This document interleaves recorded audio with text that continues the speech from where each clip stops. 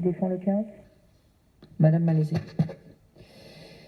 En Ile-de-France, un tiers des clusters qui sont signalés sont dans des établissements scolaires. Ça, c'est un fait.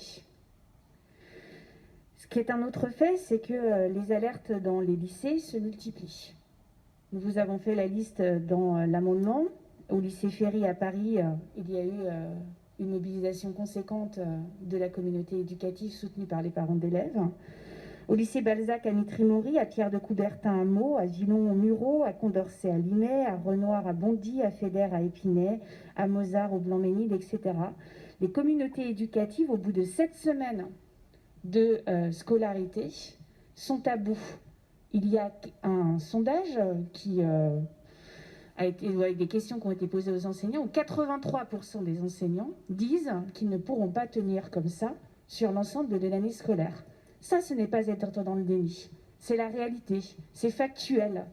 Monsieur Saint-Just disait, il est impossible de parler avec masque. Allez parler aux enseignants qui parlent 8 heures avec des masques. Ça, c'est aussi la réalité. La réalité, c'est que aussi, les cantines scolaires sont potentiellement des immenses clusters. La réalité, c'est que 2 masques lavables ne suffisent pas pour une année scolaire en totalité. La réalité, c'est qu'un ordinateur ne répond pas à la question sanitaire et de l'urgence sanitaire. Comment fait-on pour pouvoir faire poursuivre une scolarité digne de ce nom à des lycéens dans notre région, dans notre pays, qui est la 6e puissance mondiale, dans un contexte épidémique? Hier, il n'y a rien eu dans l'intervention du président de la République sur la question scolaire, sur comment on va faire durant cette année scolaire. Nous avons aujourd'hui des centaines de milliers de jeunes qui sont dans une incertitude la plus totale, des centaines de milliers d'enseignants qui vont au boulot la peur au ventre. Ça, c'est la réalité. Et la région doit être à leur côté. C'est ce que nous vous disons depuis des semaines, depuis des mois. Ce n'est pas de faire de la politique politicienne, parce que moi, je le vis au quotidien. Voilà, dans ma profession. Voilà, tous mes collègues le disent, c'est extrêmement compliqué. Il faut donc des moyens d'urgence, des moyens qui soient conséquents.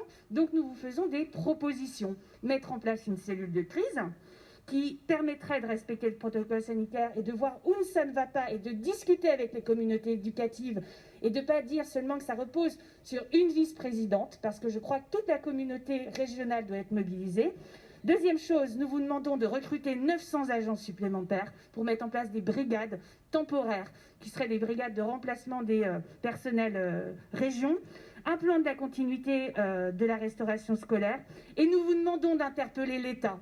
Parce que l'État ne peut plus être dans le déni, voire dans le mensonge. Parce qu'il est impossible de raconter aujourd'hui aux Français que le virus ne circule pas dans les établissements scolaires. Ce n'est pas vrai. Il est impossible de raconter aux Français que le protocole sanitaire s'applique de façon efficace. Il n'y a pas suffisamment d'infirmières scolaires, il n'y a pas suffisamment de médecins scolaires, il n'y a pas suffisamment de psychologues, il n'y a pas suffisamment d'enseignants, il n'y a pas suffisamment de surveillants. Et tout ça, il faut que la région puisse le dire à l'État.